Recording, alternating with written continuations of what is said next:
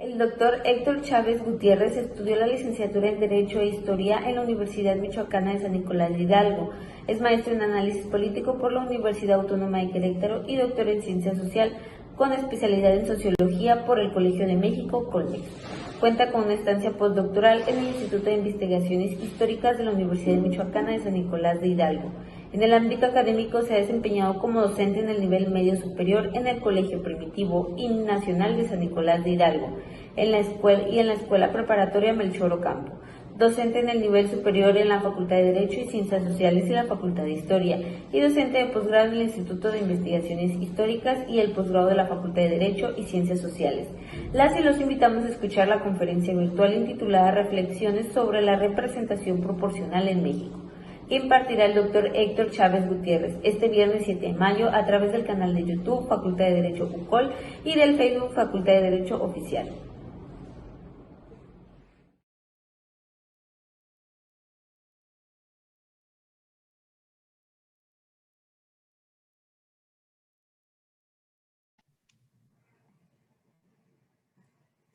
Muy buenas tardes, tengan todos y todas ustedes. Es un placer saludarlos este viernes, como hemos hecho en otros viernes anteriores en nuestro seminario permanente de democracia. Y estamos reunidos para una conferencia virtual más que ofrece la Universidad de Colima a través de la Facultad de Derecho. Bienvenidos y bienvenidas todos y todas ustedes, a la comunidad jurídica en general que nos escucha y que nos sigue a través de la plataforma de la Facultad de Derecho, que pues es nuestro canal de YouTube y nuestro Facebook oficial. Muchísimas gracias por haberse unido. Bienvenidos y bienvenidas cada uno de ustedes. Y bueno, pues el día de hoy tenemos la conferencia virtual intitulada Reflexiones sobre la representación proporcional en México, y el participante que nos acompaña desde la Universidad Michoacana de San Nicolás de Hidalgo es el doctor Héctor Chávez Gutiérrez, quien es profesor investigador de tiempo completo de esta hermana universidad. Bueno, pues es un gusto presentarlo, es un gusto saludarlo, doctor. Bienvenido a la Universidad de Colima, en nombre de nuestro director, el doctor Enoc Francisco Morán Torres. Recibe usted la más calurosa bienvenida en nombre de nuestros estudiantes, de profesores también que siguen esta transmisión. Es un gusto tenerlo hoy con nosotros. Bueno, ¿qué tal? Muy buenas tardes. Y yo agradezco mucho la invitación que se me ha hecho para participar en este foro en la Universidad de Colima, una universidad donde tengo muy buenos amigos, donde tengo años de venir colaborando a través del doctorado interinstitucional en Derecho, que es un programa de doctorado que compartimos tanto la Universidad de Colima como la Universidad Michoacana de San Nicolás de Hidalgo, la Autónoma de Nayarit, la de Guanajuato y la Autónoma de Aguascalientes, y que nos permite pues a docentes, a profesionales del derecho, a investigadores de estas 5 universidades, pues interactuar, ver la formación de profesionistas altamente especializados en el campo del derecho, particularmente aquellos que están estudiando su grado, y de ahí he tenido esta oportunidad y pues de conocer la Universidad de Colima, una universidad muy bonita, una universidad muy avanzada, y que debo de reconocer, hay que hacer esa mención del liderazgo que en un momento su director, el doctor Enoc Morán, que pues me congratulo que sea egresado de nuestra Universidad Michoacana de San Nicolás de Hidalgo en lo que tiene que ver con sus estudios de doctorado, pues ha encabezado y lidera a nivel nacional la cuestión cursos, de las conferencias, de la capacitación en línea. Todas las semanas vemos pues que esta universidad se ha puesto a la cabeza y que es un ejemplo para todos nosotros. Y bueno, mando mi saludo al doctor Enoc Morán, director de la Facultad de Derecho de la Universidad de Colima, igualmente a todos los profesores con los cuales he podido establecer una muy buena relación, el doctor Ventura del Toro, el doctor de la Madrid, por mencionar nombres de los profesores con los cuales tengo ese gusto. Y bueno, cuando a mí se me invitó, que digo, ahí tenía mi molestia con respecto a Enoc, porque no me había invitado, yo quería tener esta oportunidad de participar, de colaborar, de pues, dar mi punto de vista sobre algún tema jurídico de los que he venido trabajando desde hace tiempo. Y bueno, me llegó esa invitación, y por eso la maestra, la doctora Jessica, también amiga nuestra, y por fin se dio esta oportunidad de poder colaborar, y me da mucho gusto. Yo quiero platicar un poco de un tema, la verdad, polémico, es un tema interesante, es un tema que generalmente da mucho de qué hablar, el tema de la representación proporcional. En política hay figuras que son los patitos feos, hay figuras que son eternamente cuestionadas, que eternamente se escucha y causan disgusto, causan malestar y tienen de repente muy pocos defensores. Y a veces hay motivos, ¿eh? A veces hay motivos. En este caso estamos hablando de la representación proporcional. La representación proporcional que la hemos visto aquí, le hemos puesto atención en lo que tiene que ver en la conformación de la Cámara de Diputados y que recientemente dio mucho de qué hablar, pues está dando mucho de qué hablar por las disposiciones que el Instituto Electoral dictaminó y que fueron ratificados por el Tribunal Electoral concerniente en que se evite la utilización de los diputados de representación proporcional para tener una sobrerepresentación por parte del partido más votado. Esto es un poco para hablar de lo que el contexto en el cual se viene desenvolviendo la representación proporcional. Y déjenme decirlo también que antes de que este tema se pusiera nuevamente en la vitrina de los asuntos electorales, yo ya lo había propuesto y qué bueno que llegamos a esta tarde de 7 de mayo con un tema que es de actualidad. Y sobre esto me quiero concentrar, digo, la representación proporcional, y bueno, hay que decirlo bien, incluso en los medios de comunicación, la representación proporcional no es lo vista. Periodistas como Pedro Ferriz de Con, Pedro Ferriz, incluso ahora lo he escuchado menos en ese sentido, pero Pedro Ferriz, los contrarios de los opositores a la permanencia de la representación proporcional en nuestro sistema electoral mexicano. Por otro lado, recientemente voces por parte del partido mayoritario en la Cámara de Diputados Federal, el partido Morena, el Partido de Renovación Nacional, plantean también la necesidad de la desaparición de la representación proporcional. Así que defensores hay pocos. De repente, hablar sobre lo que la corriente política, jurídica lleva es muy cómodo. Yo quiero hablar en contra, digo, parcialmente en contra, de lo que es la tendencia predominante, el cuestionamiento a la representación. Yo debo decir que yo soy partidario, yo soy defensor de la representación proporcional, sin embargo, no conservándola como hoy día la tenemos. Así que hay que replanteárnoslo, hay que preguntarnos qué es la representación proporcional, para qué sirve, tiene sentido su aplicación en algunos de los espacios de poder mexicano desaparecer. Creo que esta tarde reflexionemos en los minutos que vamos a tener aquí para establecer este diálogo eminentemente académico. Si de repente hay por ahí alguna expresión de tipo partidista, créanme que no es con la finalidad ni de defender, ni tampoco de cuestionar la ideología de un partido político. Lo estoy haciendo desde un punto de vista eminentemente académico y así espero que todos lo entendamos. Y bueno, ¿de qué estamos hablando cuando estamos hablando de representación proporcional? Bueno, la representación proporcional, creo que todos los que estamos versados en temas de política lo hemos escuchado. La representación proporcional es el mecanismo mediante el cual se asignan diputaciones a los partidos en base al porcentaje de votos que obtuvieron y que les permite, les abre pues la puerta para tener derecho a diputados de representación proporcional. Se establecen de repente porcentajes, hay distintos tipos de representación proporcional. Yo creo que es uno de los errores que tenemos. Pareciera que en México hemos tenido un tipo de representación proporcional y consideramos como que eso es todo lo que hay en el mundo. No volteamos, como diría Giovanni Sartori en su libro Ingeniería Constitucional, pues no volteamos a ver qué se está haciendo en otros lugares del mundo. Recientemente nosotros como Facultad de Derecho y Ciencias Sociales implementamos un nuevo plan de estudios. Éramos, junto con la Escuela Libre de Derecho, las últimas dos escuelas, las facultades que seguíamos operando bajo un esquema de anualidad. Nos movimos a un esquema semestral. La gran mayoría de las escuelas y facultades de Derecho de México, y una de las materias que incluyeron ahí, además de una terminal totalmente en Derecho Electoral. Entonces, nuestros estudiantes, cuando lleguen al fin de sus estudios, a partir del 8º semestre, van a poder tomar 8 materias de una terminal en particular, pero en lo que estamos hablando ahora, se introdujo la materia de sistemas jurídicos comparados. Esta materia de sistemas jurídicos comparados nos va a permitir, y es la aspiración que tenemos, que nuestros estudiantes puedan ver qué es lo que se está haciendo, qué es lo que se está construyendo en otros sistemas jurídicos, en otras familias jurídicas. Y yo a lo que quiero llegar aquí, bueno, la representación proporcional en México, nosotros la vemos en materia de conformación del Congreso, pero le hemos puesto mucho mayor atención y mucho mayor énfasis en lo que tiene que ver con la representación proporcional para la conformación de la Cámara de Diputados. La Cámara de Diputados se conforma en un 60% por diputados de mayoría, es decir, los diputados de mayoría son aquellos, todos lo sabemos, a los cuales le conocemos el rostro. Los estados se dividen en distritos y en estos distritos se elige, por cada distrito se elige un diputado de mayoría.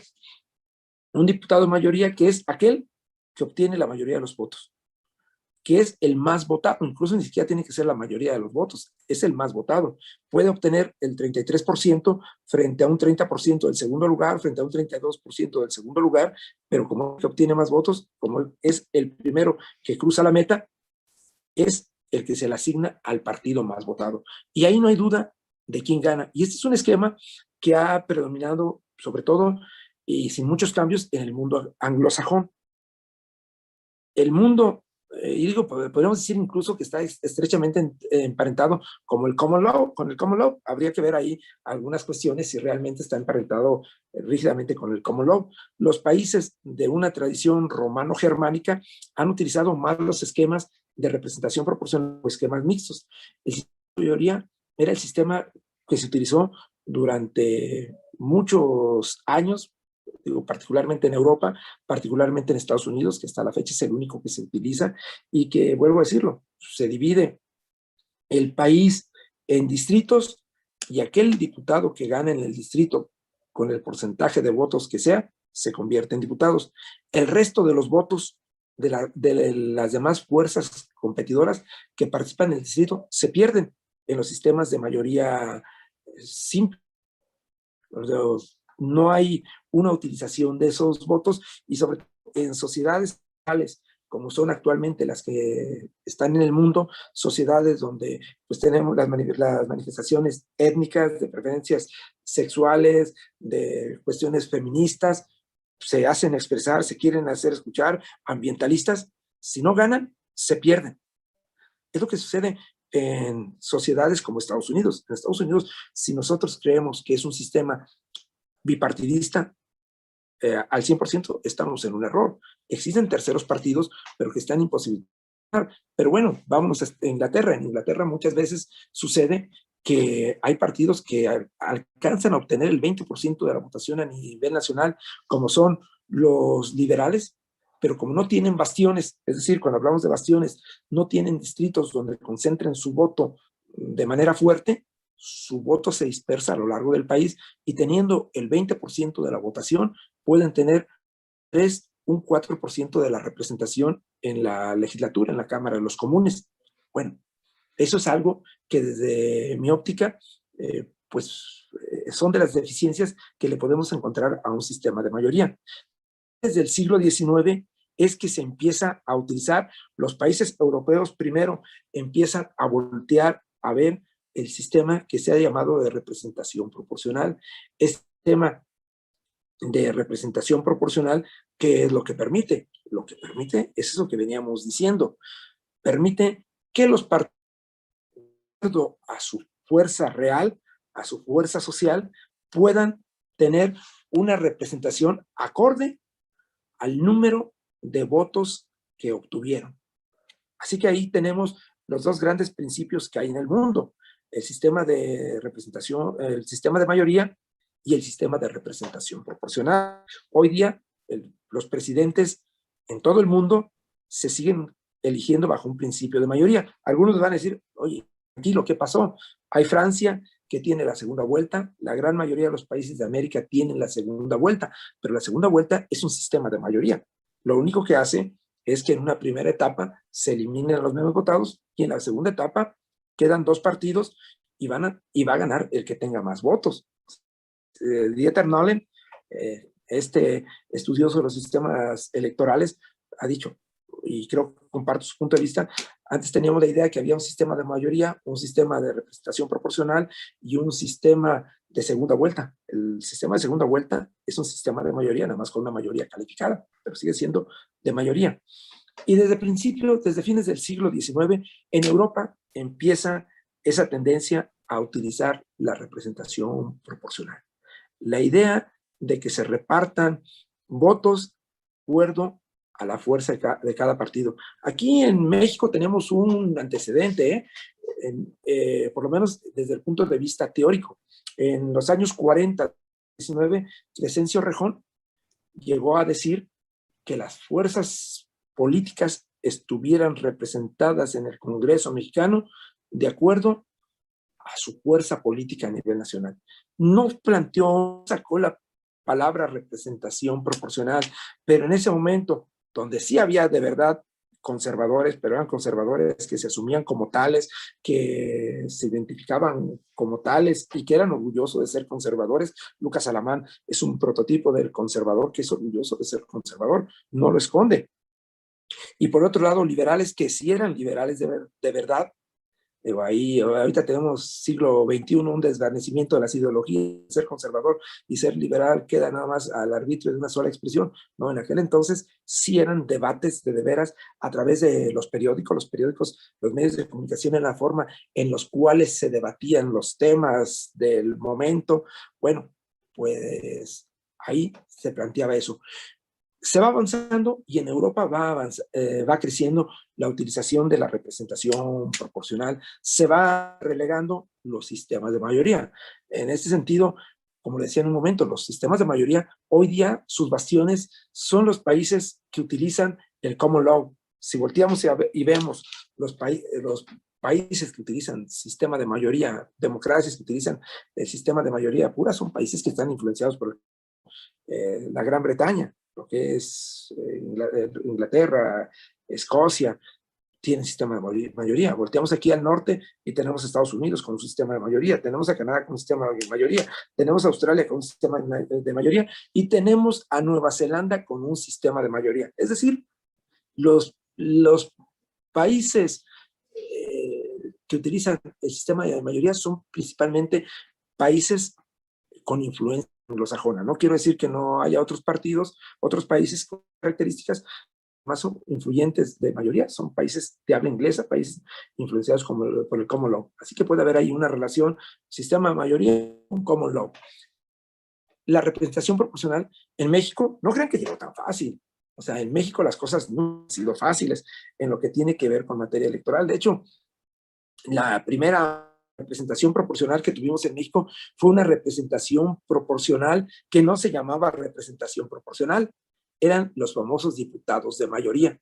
Los diputados de mayoría eran diputados que se le asignaban a aquellos partidos en un primer momento que obtenían el 2.5%, esto es 1953, aquellos partidos que obtenían el 2.5% tenían derecho a 5 diputados de mayoría.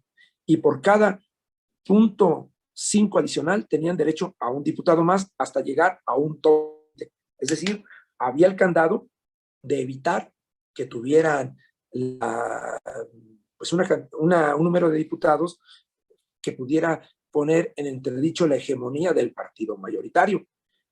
Era diferente, algunos van a decir, yo tuve un debate cuando yo era estudiante de la maestría, lo digo por mí, cuando yo era estudiante de la maestría en Querétaro, en análisis político, tuve un debate con una profesora donde ella decía que esto era representación proporcional. Yo alegaba que no era representación proporcional. ¿Por qué? Porque en la representación proporcional, tenemos un número fijo de diputados que se van a repartir. Si nosotros vemos México, son 200 diputados de representación proporcional y divide el país en 5 circunscripciones y se reparten 40 por cada circunscripción.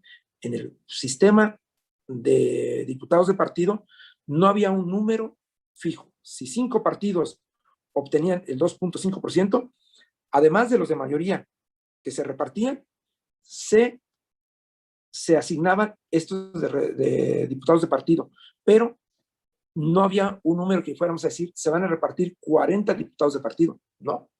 se repartían a aquellos partidos que alcanzaban el 2.5% y a partir de ahí, por cada 0.5% adicional, se repartía uno más hasta un tope de 20.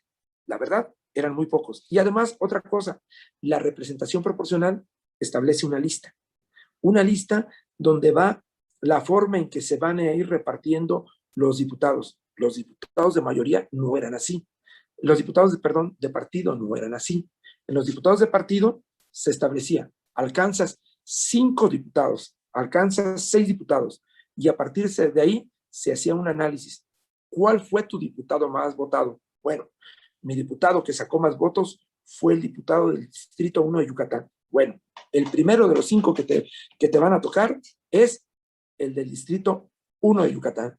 Que el segundo más votado fue el Distrito 5 de Nuevo León, el segundo más, el que te toca es el de Nuevo León. Y así se iban de acuerdo los más votados. No había una lista que dijéramos, que supiéramos quién iba a quedar como diputado. Esas son cuestiones que eran diferentes. E insisto, pues me llevó ahí un debate. Luego fue interesante. Son los gajes del oficio académico. La representación, incluso esa fue una apertura a la representación proporcional en México muy timorata. Fue muy timorata porque se planteaba, por ejemplo, en el caso de Michoacán. En el caso de Michoacán, los diputados de partido llegaron hasta 1977, cuando ya a nivel nacional se estaban estableciendo los diputados de representación proporcional.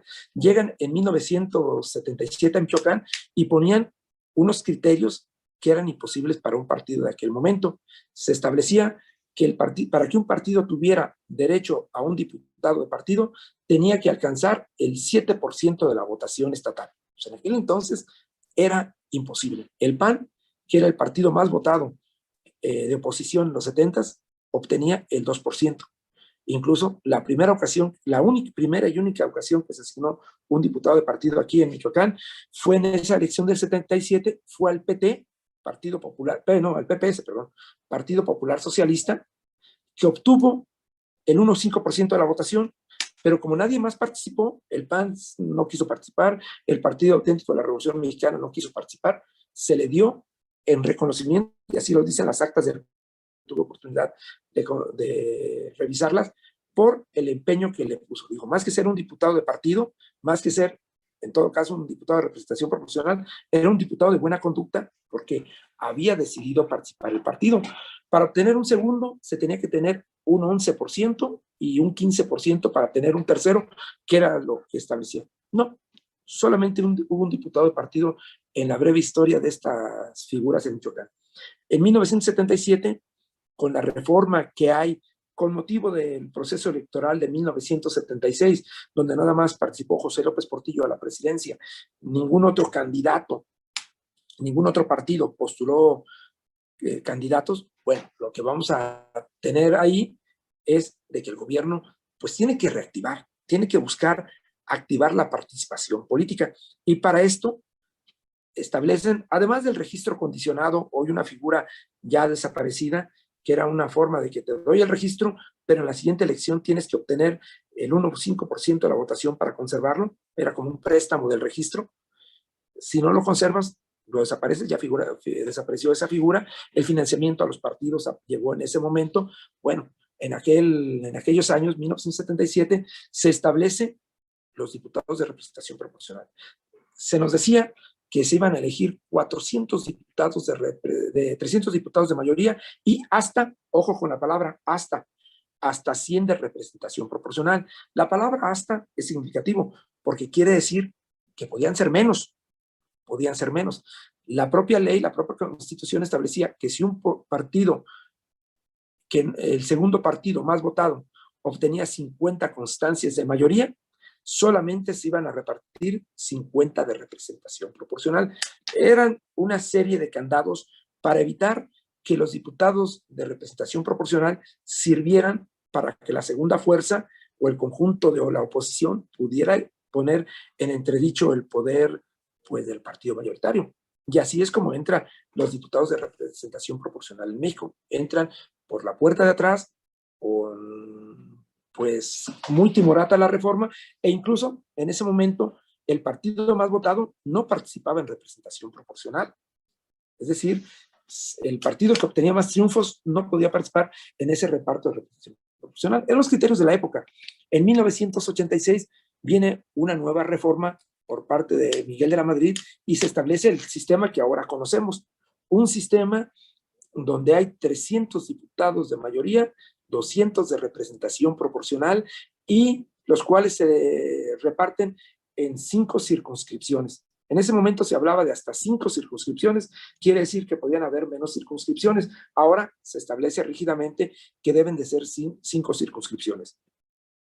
Y de ahí ha venido el gran debate de los diputados de representación proporcional. Y antes nadie cuestionaba a los diputados de representación proporcional. El problema es que a partir del 88, donde la oposición está cerca de tener la mayoría en la Cámara, el PRI la conserva 260 contra 240, es que empieza algún cuestionamiento a estos diputados de representación proporcional. Estamos hablando del 88 porque pues, atentaban con la posibilidad del partido mayoritario pues, perdiera precisamente ese control. Bueno, hoy día los diputados de representación siguen estando en el ojo del huracán. Se dice que pues no representan a nadie, se dice que representan a las élites de los partidos, se dice que es mucho desperdicio de voto, se dice que ya no tienen razón de ser porque hoy plena democracia. Y yo más bien creo que ahí hay un error. Ahora que supuestamente somos más democráticos, y somos más democráticos no nada más porque tal vez se dice que se respete el voto, somos más democráticos porque también hay mayor número de voces, hay mayor número de manifestaciones, hay mayor número de expresiones sociales que antes estaban acalladas por los paradigmas ideológicos del momento, hoy se manifiestan y por ende, creo yo que la representación proporcional sí tiene su razón de ser, tiene su razón de seguir vigente. ¿Por qué? Porque permite dar voz a todos los que por lo menos alcancen un determinado número de votos. Hoy en México se establece, el requisito de tener el 3% de la votación nacional para tener derecho a representación proporcional. Hay países como Alemania que establecen otros criterios. Alemania establece el 5% para tener derecho a representación proporcional, o bien tener 3 triunfos de mayoría. Si tienes 3 triunfos de mayoría, pero no tienes el 5%, como se establece en Alemania, tienes derecho a representación proporcional porque alcanzaste esos 5 triunfos de mayoría, tienes derecho a ello. Bueno, aquí en México se ha establecido el 3%. Y tienen alguna razón, tampoco hay que decir que todo es totalmente correcto. Sí tienen alguna razón los críticos de la representación proporcional, porque en México se ha venido utilizando, pues sí, para posicionar en los primeros lugares, si son 40 diputados de representación, es muy difícil o es imposible que entren los 40 en un competitivo. Cada partido va midiendo sus fuerzas, saben en qué circunscripciones son más fuertes, en cuáles son más débiles, y en los primeros lugares se ha venido desarrollando la práctica de incluir a personas influyentes del partido, a personas a los líderes, a los hijos de los líderes. Eso sí son de las cuestiones que creo que sí son muy cuestionables. Incluir de repente en los primeros lugares a personas que saben que de ipso facto van a poder ingresar a la Cámara sin hacer de cosa. Ese aspecto sí es cuestionable de la representación proporcional, pero yo defiendo la representación proporcional en los diputados. Tenemos representación proporcional en 3 casos: Cámara de Diputados, Cámara de Senadores y los ayuntamientos. Y cada uno tiene sus asegúnes. Yo la defiendo en la Cámara de Diputados, pero no la defiendo tal como la encontramos el día de hoy. Creo que nos tenemos que replantear esa representación proporcional y creo que nos la tenemos que replantear en reactivarla. Sí, tienen razón los críticos. Ahí están las élites de los partidos. Ahí están aquellos que, pues sin hacer mucho esfuerzo, el día de mañana pues van a ser tal vez diputados. En ese sentido sí se tiene razón. Yo considero que, ¿por qué? Porque en México tenemos un esquema, luego en México somos muy timoratos a hacer cambios en nuestro sistema político. No hemos implementado la segunda vuelta y la segunda vuelta es súper necesaria. Hoy día estamos viendo los ayuntamientos donde hay una gran competencia, donde pueden participar 9, 10, 11 fuerzas políticas y estamos viendo que los presidentes municipales llegan con el 34, con el 35% del voto popular y que no representan a toda la sociedad. Creo que tenemos que en una segunda vuelta en el plano municipal, por lo menos, como ya se hizo durante 2 procesos electorales en San Luis Potosí, pues había segunda vuelta y permitía desempatar o tener un claro triunfador entre los partidos más votados. Somos muy timoratos y la representación proporcional en México hoy empieza a ser cuestionada. El partido mayoritario empieza a cuestionarlo, dice, no tienen razón de ser, fue en otro momento, en un momento donde no había democracia, ahora que somos demócratas no podemos ser, no, vuelvo a decirlo, ahora que somos demócratas es cuando más tenemos que hacerlo, porque la democracia no se circunscribe nada más al triunfo del partido. Giovanni Sartori decía en su libro Teoría de la Democracia que un sistema democrático empieza por el respeto a las minorías. Y por eso yo comparto ese punto de vista. Pero sí también creo que debemos de romper esa representación nacional donde hay favorecidos, donde está un conjunto de personas que tienen la meritocracia dentro del partido y ahí están. No, yo creo que se volteara un esquema de lista abierta. La lista cerrada, como hoy la tenemos, nosotros votantes mexicanos no tenemos posibilidades de modificar la lista.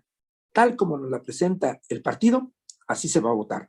Si el primer candidato es un impresentable y es mejor la segunda, pues no hay cambio. El primero va a quedar porque así lo determinaron. Hay que voltear esquemas donde nosotros como votantes, y también ampliando esta democracia, podamos incidir en la lista de representación proporcional. ¿A qué me refiero? Me refiero a que México podría voltear a un sistema de lista abierta. Un sistema de lista abierta donde nosotros como votantes, sí es cierto, el partido que presenta una lista nos presenta un orden, pero nosotros como votantes tenemos la posibilidad de modificarla. Es decir, voy a cruzar por tu partido, pero yo voy a marcar el número 3.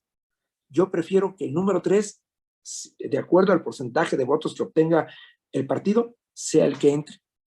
¿Qué ocasionaría esto? Ocasionaría que la lista de representación proporcional no fuera esa lista de repente de desconocidos para el votante. Estoy votando por este partido, pero no sé quién es el número 1 de la lista. No lo conozco porque no me fue a hacer proselitismo. No lo conozco porque no viene su foto. ¿Qué hay que hacer? Hay que hacer que los candidatos de representación proporcional se activen. Y para esto, y no aumentar el presupuesto del partido, tienen que ser eficientes con los presupuestos que les asignan. Esos presupuestos tienen que ser eficientes. En ese sentido sí estoy de acuerdo que hay que ser eficientes y que no hay que aumentar el gasto en partidos, sino que hay que ser eficientes. Hoy las redes ofrecen esas posibilidades y lo que yo creo es eso, que se meta a un esquema de competencia. Tendríamos doble competencia, el candidato de mayoría, pero el candidato de representación proporcional también tiene que competir. Si yo soy el número 4 de la lista, bueno, ir a mi circunscripción, verme, para que ustedes voten por mi partido, pero que en la lista de representación proporcional pongan en orden preferente al 4 o al 5, al quien yo sea, sobre el 1. Eso le quitaría el estatus de como los primeros candidatos de la lista de representación proporcional. Esto los incentivaría a defenderse. Los que están arriba, a defender la posición de que ya tienen, pero los que están abajo, porque pueden hacer que se desplace, que el votante desplace en su orden de preferencia a los otros aspirantes. Eso creo que revitaliza mucho la representación proporcional. Y es curioso en este caso que les digo, un fuerte crítico del gobierno, como es Pedro Ferriz de Cont, y el gobierno en ese punto coinciden. La idea hoy de eliminar la representación proporcional. No, yo creo que esa es una postura muy fácil. Yo creo que el desperdicio que se genera en que en un distrito gane un partido y todos los demás son perdedores, no va con una sociedad democrática moderna. Creo que es más bien, sí, efectivamente, que gane en un distrito el candidato más votado, pero vamos a sumar a nivel estatal, a nivel nacional, el conjunto de votos que tienen los países, y bajo un criterio vamos a seguir conservando la representación proporcional, pero modificándola en ese aspecto que tiene que ver con el reparto. Abramos las listas, eso sería importante. Y en eso va un poco la defensa que yo hago en torno a la representación proporcional en la Cámara de Diputados, tanto a nivel nacional como en las legislaturas estatales. Pero no nada más tenemos ahí representación proporcional, como ya lo había dicho hace unos minutos. También tenemos representación proporcional en el Senado. El Senado hasta 1997 se conformó por senadores de mayoría. Aquel partido que ganaba en el Estado se llevaba los dos distritos de mayoría. Estamos hablando que del año 1917, bueno, desde la aparición del Partido Nacional Revolucionario hasta el año 1986, 1908, perdón, hasta 1988, solamente hubo un diputado, un senador de oposición, Jorge Cruzat, que fue senador por el estado de Nayarit, pero bueno, porque el PRI lo postuló, era candidato del PPS, el PRI lo arropa, pero ahí hubo una cuestión de pactos políticos muy poco democráticos, hay que mencionarlo, y le permitió llegar. Hasta 1988 vemos los primeros 4 senadores, dije 1988, perdón, vemos los primeros 4 senadores de oposición.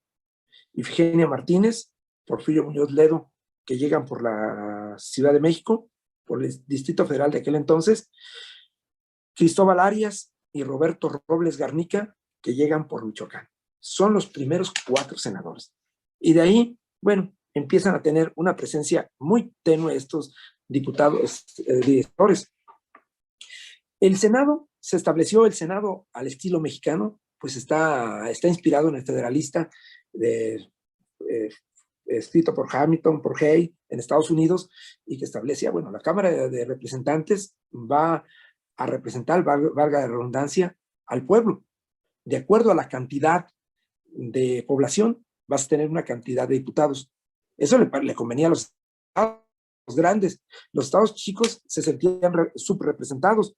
¿Por qué? Porque no podían incidir en las decisiones, porque los estados poblados decidían. Y se establece un criterio. Vamos a tener una cámara baja que representa al pueblo y una cámara alta, en este caso el Senado, que representa a los estados. Y México copia ese criterio. Y por eso los estados pesan lo mismo hasta un determinado momento.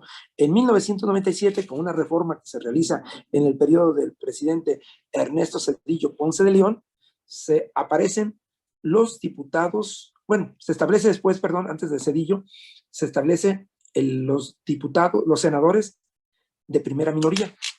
El partido más votado en cada estado se lleva 2 senadores y el segundo lugar se lleva 1. Está bien, se aumentan, se le permiten a las minorías, pero el equilibrio por estado es el mismo. El equilibrio por estado es el mismo, lo cual está correcto. Pero más bien en 1997 aparece, ahí sí, los senadores de representación proporcional. Los senadores de representación proporcional, que al igual que los diputados, es una lista que presentan los partidos políticos. Y esta lista que presentan los partidos políticos no representan realmente a los estados, representan a los partidos políticos. Y ahí yo no comparto del criterio de que deban de existir 32 senadores de representación proporcional, porque se rompe el equilibrio que hay en cuanto al peso de cada estado. ¿Qué sucede? Digo, en este caso, por ejemplo, en este momento, Michoacán tiene 5 senadores. Los 3 que todos los estados tienen de manera equilibrada, pero además tiene un senador de representación proporcional que Morena puso en los primeros lugares y tiene un panista también en esos periodos tiene 5 y en otro momento ha tenido 5. Quiere decir que pesa más que otros estados. No, se ha roto el criterio de equilibrio y se ha roto el criterio de que los senadores representan a los estados. Estos senadores, 32 senadores de representación proporcional, no representan a los estados, representan a los partidos. Y ojo, ahí sí no comparto este punto de vista. Creo que el Senado se debe de reducir. Creo que sí se tienen que desaparecer esos 32 senadores de representación proporcional, porque puede suceder que incluso todos los partidos pongan en su primer lugar de la lista, de su respectiva lista, a un candidato o a candidatos del mismo estado, y esto genera una sobrerepresentación. No sé, Colima, cuántos senadores tenga, tiene mínimo 3, eso es seguro, por los de mayoría, pero los de representación proporcional, desde mi punto de vista, rompen con ese equilibrio, con esa equidad que deben de tener los estados. Nuestra propia Constitución lo dice. La Cámara de Diputados representa al pueblo y la Cámara de Senadores representa a los estados. Esos 32 senadores no representan a los estados, representan a los partidos, porque los partidos los ponen de acuerdo a su criterio y eso rompe el equilibrio. Así que no crean que de entrada entro a una defensa de todo lo que es la representación proporcional. Y para ir cerrando, porque digo, a mí me gusta este tema, es un tema que vengo trabajando desde pues, hace muchos años, por ahí espero en otra ocasión tener la oportunidad, pero también está la representación proporcional en los ayuntamientos, que déjenme decirlo, la representación proporcional en los ayuntamientos es todo menos representación proporcional. Realmente la representación proporcional que existe en los ayuntamientos es otra cosa, y a qué voy, dependiendo de qué estado estamos hablando, pero, por ejemplo, en el estado de Michoacán, hay 3 criterios de ayuntamientos, de acuerdo al que tengan. Morelia, por ejemplo, del bloque de los ayuntamientos grandes, elige un presidente municipal, una planilla, donde va un presidente municipal, donde va un síndico y donde van 7 regidores de mayoría y hasta 5 de representación proporcional. Luego aparecen municipios de término medio, tipo Ciudad Hidalgo, donde se elige un presidente, un síndico, todos los ayuntamientos michoacanos eligen un presidente, eligen un síndico, pero se eligen hasta 6 regidores de mayoría y 4 de representación proporcional. Y tenemos los municipios chicos, como Áporo, que son la gran mayoría, donde se elige el presidente y el síndico, 5 regidores de mayoría y 3 de representación proporcional. ¿A qué voy? Es una proporcional. En automático, el presidente tiene el control del ayuntamiento. Tiene el control del ayuntamiento porque es el síndico. Son 5, los 7, 6 o 5 regidores según el tamaño del ayuntamiento, y en contra va a tener una oposición que alcanza a representar en un ayuntamiento pequeño, donde parten 6 partidos y los 6 partidos obtengan porcentajes del 8%, el partido mayoritario, uno, se lleva 5 regidores y quedan 6 regidores para repartir, 3 regidores para repartirse entre los 6 o 7 partidos restantes. No les alcanza. Realmente no son diputados, no son regidores de representación proporcional, porque no están en proporción. Creo que ahí de repente a nuestros juristas, a nuestros constitucionalistas mexicanos, les falta imaginación y utilizan una representación proporcional, el nombre lo indica, para representar a todos, para, pues, nada más generar una representación, lo que serían regidores de minoría. Realmente creo que así sería el término correcto. Regidores de mayoría que van con el triunfador y regidores de minoría porque no son de representación proporcional. Tenemos que adecuarnos nuestro lenguaje jurídico. Y creo que ahí tenemos una gran deficiencia que tenemos que abatir. Creo que en México tenemos que voltear a ver, en los ayuntamientos sería muy pertinente la representación proporcional. Guanajuato, para la conformación ayuntamientos utiliza la representación proporcional. Guanajuato tiene 3 criterios de ayuntamiento. Uno donde se elige un presidente municipal, son los municipios grandes como León, como Salamanca, un presidente municipal, 2 síndicos y una determinada cantidad de regidores. Y luego van un presidente y un síndico. Bueno, pues ahí utilizan la representación proporcional para la conformación de los ayuntamientos. De acuerdo al tamaño de la votación, pues es la cantidad de regidores que tienen, pero pues todavía no es suficiente. Digo, por ejemplo, vemos las elecciones recientes de Madrid y son el ayuntamiento capitalino. El ayuntamiento de Madrid es un ayuntamiento enorme. Es un ayuntamiento enorme donde sí permite que haya una representación proporcional. Bueno, en fin, podríamos seguir platicando sobre la representación proporcional. Yo por eso lo pongo como reflexiones, no lo pongo como conclusiones, no lo pongo como, diría la famosa actriz Niurka, mi verdad. Digo, es más bien mi verdad, no es la verdad absoluta, es lo que yo concibo. Y bueno, también hay que decirlo, hay países donde la representación proporcional se utiliza no para hacer una representación justa. Hay países como Grecia, donde si el partido obtiene el 35% de la votación, en automático se le da el partido mayoritario, el partido que obtenga el 35% de la votación, tiene derecho a una cantidad de diputados que le dé el control de la Cámara. Y ese no es el sentido de la representación proporcional. Hay que ver que también en el contexto europeo, Grecia es de los países que no son un ejemplo de desarrollo económico, de desarrollo social. Perdón. Ahí se ha utilizado de otra manera. España tiene secciones de muy diferente tamaño. Algunas son prácticamente, España se presume que es un sistema de representación proporcional pura. Mientras más, pero se dividen por muchas circunscripciones. Mientras más grande sea la circunscripción y más diputados tenga, es más plurinominal o más proporcional.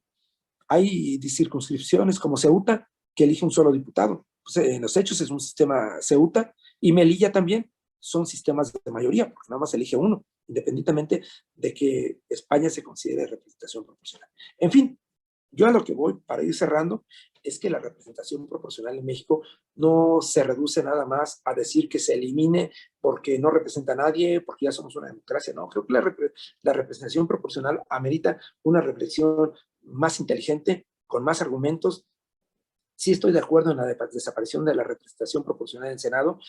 No estoy de acuerdo con la desaparición de la representación proporcional en la Cámara de Diputados. Soy de la idea de que opere bajo un sistema de lista abierta, y en los ayuntamientos creo que sí tenemos que voltear a ver una más puro de representación proporcional, porque incluso pues hoy los ayuntamientos, la gran mayoría de los ayuntamientos, el partido que triunfa no gana con la mayoría absoluta. Estamos viendo ciudades grandes donde el partido más votado saca el 33% y el segundo lugar saca el 30%, y con eso el otro se va a obtener el 60% de los cargos de elección popular en juego, síndico, regidor, presidente municipal. No, justo. Creo que tenemos que reflexionar, tenemos que cambiar nuestro lenguaje jurídico. Cuando sea representación proporcional, como es en la Cámara de Diputados, es representación proporcional. Cuando sea representación de partidos, como es en el Senado, pues hay que decir que es representación de partidos hoy día. Y cuando es regidores de minoría, como deben de llamárseles, como creo se les debería llamar a los ayuntamientos, hay que hacerlo. Pues debemos de tener un lenguaje jurídico flexible y no cuadrado como el que actualmente tenemos, que nos genera distorsiones a las figuras de las cuales estamos tratando. Bueno, pues yo con esto voy cerrando mi participación. Igual mando un saludo al doctor Ángel Méndez, que por ahí vi que se conectó hace unos minutos, un muy buen amigo también de la Universidad de Colima, y pues aprovecho también yo, pues para irme despidiendo. Yo actualmente soy director de la Facultad de Derecho de la Universidad Michoacana. Pues próximamente, en 2 semanas, concluyo mi periodo, y pues me aprovecho para despedirme de mis amigos de Colima, también los de la Universidad Michoacana que en este momento estén conectados, pues para despedirme. Pues yo creo que incluso como esta sería mi última conferencia como director, no tengo por ahí agendada ninguna otra, y ha sido para mí un gusto, y pues haber tratado. Seguiremos siendo profesores del doctorado interinstitucional, pero como lo que siempre me ha gustado denominarme, un profesor de banquillo, como un artesano del conocimiento. Sería todo por mi parte, y si hay algunas preguntas, dudas, angustias, ansiedades, estoy para respondérselas. Bueno, pues muchas gracias, doctor Chávez. Gracias por su amable intervención. Y pues sí, hay algunas preguntas que nos hicieron llegar a través de los mismos medios por los cuales fue transmitida su conferencia, y me permito plantear, a medida que el tiempo lo permita, algunas de ellas. Pregunta Gerardo Delgadillo Aguilar. ¿Cuál cree usted que es la debilidad más grande de la representación proporcional en México? Sí, ¿la respondo? Yo creo que lo dije. El problema más grande que tiene la representación proporcional es la utilización indebida que se le ha venido haciendo por parte, pues, de los propios partidos, porque si nosotros volteamos a ver ahora las listas, particularmente de partidos, vamos a ver que aparecen ahí las figuras de siempre. Aparecen los líderes, aparecen los exgobernadores, aparecen los hijos de los líderes de los partidos, y no se está utilizando para realmente generar una representación sobre la base de liderazgos sociales, sobre la base de representación de los más diversos sectores.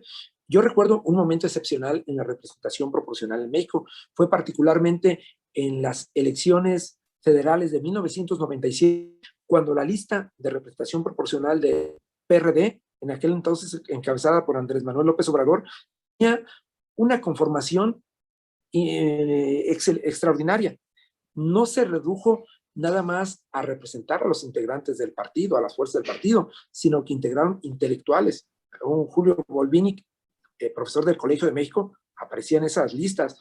Un Roberto Blancarte también aparecía en esas listas. Que no haya logrado entrar, que se quedó en la raya, fue otro asunto, pero estaban en lugares de relevancia. Había realmente ahí una apertura de la representación proporcional hacia sectores, liderazgos campesinos, liderazgos sociales, liderazgos intelectuales, y no se utilizó en ese momento la representación proporcional en el PRD para, pues, y ahorita lo hacen todos los partidos, para conservar las élites, sino que fue un ejercicio muy interesante que yo creo deberíamos voltear a ver esa lista de representación proporcional que tuvo el PRD en 1997. Fue extraordinario.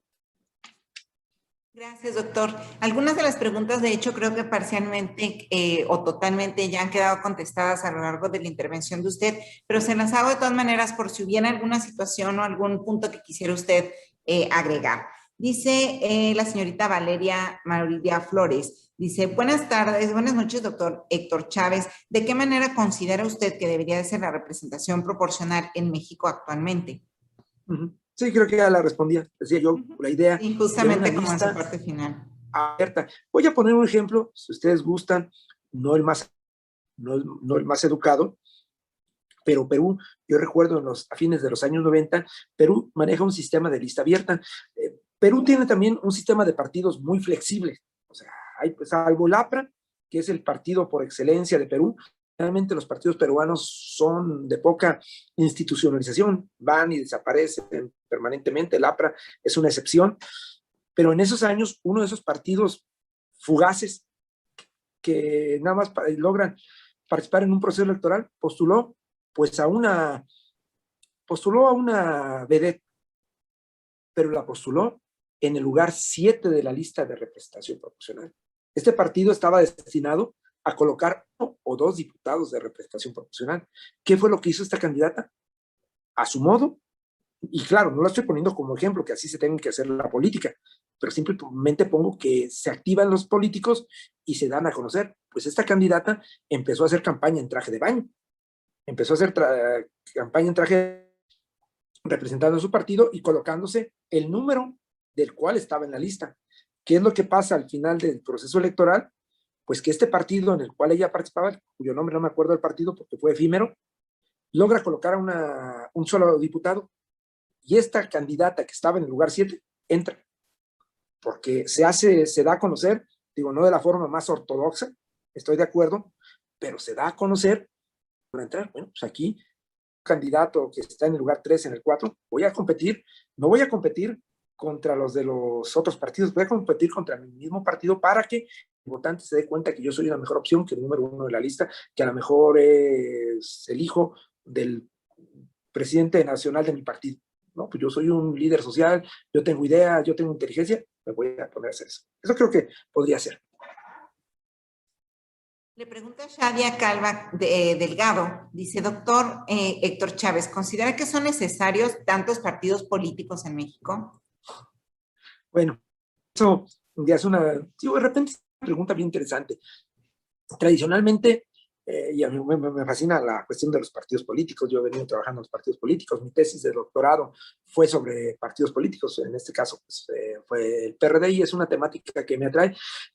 Y creo que un eterno problema de los partidos políticos, particularmente de la izquierda, es, por ejemplo, la fragmentación que se hace entre unos y otros. De repente uno se pregunta, y lo digo sin afán de las simpatías, ¿en qué es realmente diferente pues la izquierda que pueda representar Movimiento Ciudadano, la izquierda que pueda representar el Partido del Trabajo, la izquierda que pueda representar el PRD, la izquierda que pueda representar Morena? Pues realmente ya, hay grandes diferencias en el aspecto ideológico. De repente más bien parecería que los partidos en México y en todo el mundo surgen por cuestiones de diferencias internas que luego generan que van ocupando, como ya no tienen cabida en un partido, generan y crean otro partido. Afortunadamente aquí tenemos un partido no obtiene el 3% del voto, pues desaparece. Eso es algo que al votante sí nos dejan la capacidad de decidir sobre el número, ¿no? Creo yo que no serían tantos necesarios partidos desde el punto de vista ideológico, porque yo no noto diferencias significativas entre unos y otros. Si apareciera México Libre, pues no sé qué tanta diferencia tendría con el Partido Acción Nacional. Al final de cuentas, el grueso de sus militantes, simpatizantes venían de este partido. De repente aparecen partidos que sí son necesarios porque irrumpen en nuestro escenario, los partidos verdes. Los partidos verdes, cuando aparecen, particularmente en Alemania, sí eran una necesidad. Pues son parte más bien de una necesidad, la contaminación, el deterioro ambiental, la implantación de plantas de energía nuclear hacen que un sector de la población se manifieste y hay que defender el tema ecológico. Pero hoy volteamos y todos los partidos son ecológicos, son ecologistas. No hay ningún partido que no contemple en su plataforma los temas de ecología. Así que preguntarnos si es necesario que exista un partido verde incluso, pues es interesante. A final de cuentas, pues hay un derecho de la libre asociación, sí es cierto, pero también nosotros como votantes, pues tenemos esa capacidad de que si ese partido no representa realmente nada significativo, pues lo eliminemos mediante el voto. Ya no queda a lo que voy, yo que en este momento el aspecto ideológico no da para tantos partidos. Hay una tendencia hacia el centro.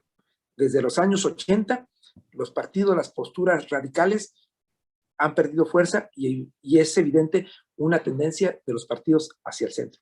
Son esporádicos los movimientos donde un partido se va hacia los extremos. La tendencia es a que se diluyan las diferencias ideológicas. Gracias, doctor Chávez. Pues bueno, nos queda un minutito para cerrar. Una última pregunta, si no tiene usted inconveniente con su tiempo. Claro. Me voy a permitir, y es de Ponce Rolón, Jocelyn Guadalupe. La señorita pregunta, ¿con la alianza de los partidos políticos se respetará la representación proporcional? Los partidos, digo, en el caso, me supongo que la pregunta va referida al caso mexicano. Bueno, cada partido registró su propia lista de representación proporcional. Ahí, a final de cuentas, en el mecanismo de alianza que tenemos ahora en México, pues pueden tener en común un candidato a la mayoría, pero los votos de representación proporcional repartida entre ellos. No existe una lista única de representación proporcional a nivel nacional de las dos grandes alianzas que estamos viendo. Por un lado, la alianza formada por PT, Morena, y principalmente y en menor medida el Partido Verde, y por el otro lado, la conformada por PAN, PRI y PRD, tienen listas separadas. Ahí donde se unifican es en que apoyan a candidatos, y no en todos los distritos, pero sí en la mayoría, candidatos comunes, pero el voto de todas maneras se va a contabilizar para cada partido. Claro, si el voto cruza más de un de un partido se anula y cuenta para el candidato, pero tienen sus propias listas, así que ahí sí, cada quien va a defender sus espacios de representación proporcional. Muy bien, muchísimas gracias, doctor. Y son exactamente las 8 de la noche con 10 minutos. En virtud del implacable tiempo, no nos resta más que agradecerle a usted su amable disposición, su intervención y bueno, pues cada una de las respuestas también que dio a las inquietudes. Le comento que son estudiantes quienes plantearon estas preguntas, lo cual las hace especialmente valiosas, ¿no? Para esta unidad académica. Entonces, pues a nombre de nuestro director, a nombre de cada uno de los que colaboramos en esta unidad académica, gracias, doctor. Esperemos que sea una de muchas futuras ocasiones en las cuales podamos contar con su asistencia de nuevo. Enhorabuena por esta finalización de su encargo que nos comentaba, que haya sido una excelente etapa para usted y bueno, pues es muy interesante, ¿no? Escuchar e ir viendo como la trayectoria académica de los conferencistas que nos van acompañando y que nos haya compartido esa parte, ¿no? Esa coyuntura en la que está en su vida en este momento. Enhorabuena y en lo que sea que venga también para usted, doctor, en su formación y en su desarrollo profesional que nunca termina. Entonces, bueno, pues a cada una de las personas que ha seguido esta transmisión, muchísimas gracias. No dejen de seguir cada una de las transmisiones y eventos que la Facultad de Derecho y la Universidad de Colima preparan para todos y todas ustedes. Ha sido un gusto, como siempre, verlos. Les deseamos un excelente fin de semana y seguimos unidos en la distancia. Hasta pronto y gracias. Hasta luego. Buenas noches.